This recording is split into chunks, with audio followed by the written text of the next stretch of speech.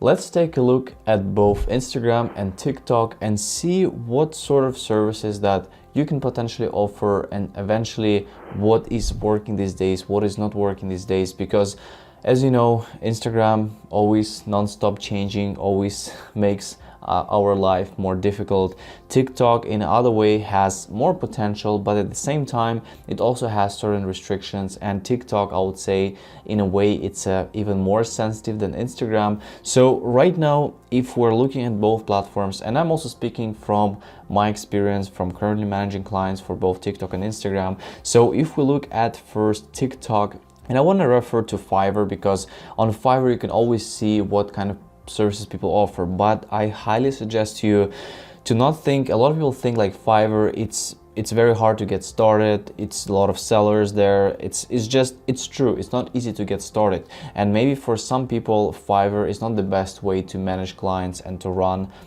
promotions for them, right? You can do this directly. It's very straightforward. You can use your Instagram account, you can reach out to businesses, you can reach out using LinkedIn as well, you can reach out using the let's say even email, right? Just like sending a personalized message, and eventually you can bring clients on your free trial. You can run it for free for a few days so they can see that it works, and then eventually they are going to be willing to pay you to run their account for a longer time period.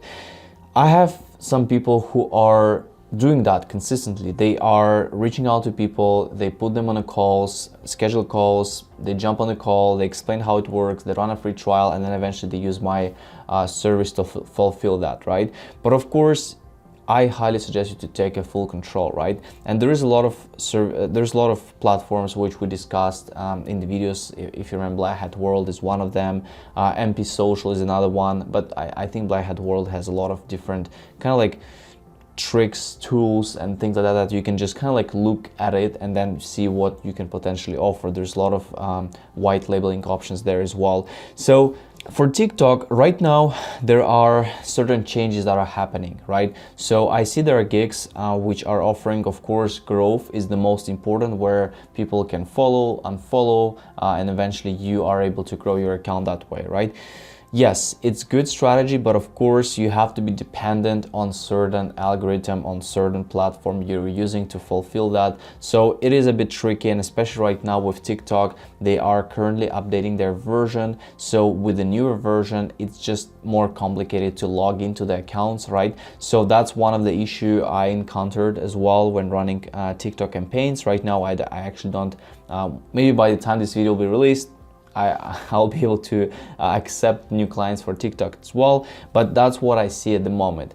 The login is complicated, and it's eventually the actions are still fine, the actions are still happening, right, on the existing clients, on the past clients, but the login process is a bit more complicated. So, but the growth, if you're able to do the growth service, yes, of course. And we talk actually in the course. If you check out the description below, you will see access to my Udemy course, which I update pretty much every 2 weeks. You see new lectures, you see, and I talk more specifically about the tools to use, the strategies to use. So of course, you know, there's not a lot of, let's say, compared to Instagram. Instagram has much more sort of different platforms, tools that you can use. TikTok, it's just a few of them. The reason why, because it's very strict, it's very hard to build something for TikTok because it's just too complicated. So a lot of people just give up in a way, right? But we see the growth service being the highest priority. I also was looking at the other category, which has been relatively new category. It's called unboxing videos, and you can do this very successfully as well on TikTok. You can create those unboxing videos. For example, this one she's doing, I'll create UGC, user-generated content, TikTok or Reels. And I mean, she has orders in queue, of course, she has the reviews, right? But this gig could be very scalable as well, because you have to think about that the customers, they should be coming back, right? And if the customer is running, let's say, their e-commerce store, they're going to be coming back more and more because they have multiple products, they have other things. So I'm not a big fan of doing unboxing videos like, you know, like here. I'm more a fan of doing like from your, basically, you know, just you as a person, as an influencer, let's say as just person who is doing this unboxing video, you're just doing it from your side, right? So just kind of like making it as authentic as possible. But this is something interesting that I found, because this is definitely has a lot of potential as well. Besides that, of course, you can have the editing, right? The editing part, editing the videos. That's I would say still goes mostly towards the editing videos as well. You can run ads. This is something has been interesting too, because TikTok ads is very scalable. They work much better than Instagram as well, but you have to be skilled. So you have to spend some time and understand the skills in order to run the ads efficiently. But most of the things I still see the growth service has been pretty much the majority of people are doing that.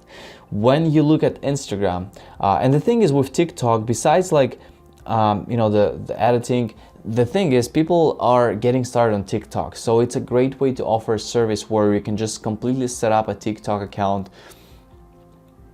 You can fill in the bio, you can just kind of like come up with the bio versions. You can just optimize the profile, create a profile picture, just like start, and you can charge that a good amount as well for doing like a full sort of a service. So this is what I would suggest to look, because a lot of people are not even on TikTok. So for them to start a TikTok, that means creating an account, maybe posting at least a few videos, optimizing the bio. And there's a lot of different things that they need to fulfill. When we look at Instagram, so follow for Instagram seems to be coming back more and more often. I see there's more people doing the follow. I see that Instagram becomes more friendlier, maybe because it's not the main focus for them at the moment. They're kind of like, they made a lot of restriction into, especially 2019. They just kind of like put a dedicated team towards limiting the follow and making sure people can get rid of those bots and things like that. So now it seems like there is not much you can limit more, right? So they kind of like stopped doing that, to be honest, what I see. And now instead of that, people are coming back and they're doing follow unfollow, including me as well. I have been doing follow unfollow service as well. Besides the follow unfollow, what I see, and you can also see, there's a lot of ghost followers services as well, and this is also you can do on a good scale. I have actually in one of my in the courses as well, in the Udemy course we talk about the tools you can use. They talk about the more in detail how you can do this efficiently. You can have this person like, right, he's doing ghost follower, and then he's eventually upselling for a service, right? But a lot of follow and follow service. So I'm not sure if it's all these sort of strategies reunited again, but I definitely see that this could be scalable, right? So like you can still do the follow and follow on a good scale, and people are aware now. They're like, okay, we totally understand that you're not going to gain thousands of followers anymore in a month, but still, getting consistently people, getting more traffic is probably the key for them. So that means it's still pretty good, right? And you can see, for example, here, removing bots. There is also other services, which is like a strategy building, right? So you can see Instagram growth strategy. I'll help you beat Instagram algorithm, right? There is certain services like that. I'm not a huge fan of. I like these services, but the problem is that you need to always hunt for new clients, right? You cannot do the same service for the same clients multiple times. Most likely they will come, they will take your strategies, they will take your hashtags, and they will leave, right? So you don't really have that relationship built with a customer. But when you manage the client's accounts for like a 30 days, for a few months, you really build a strong relationship, right? The same here, for example, she will consult about the Instagram account. I'll help you grow Instagram. I mean, again, right? Consulting's, it is okay, but at the end of the day, people want to do it for them. So they want to pay you so you can do that for them, right?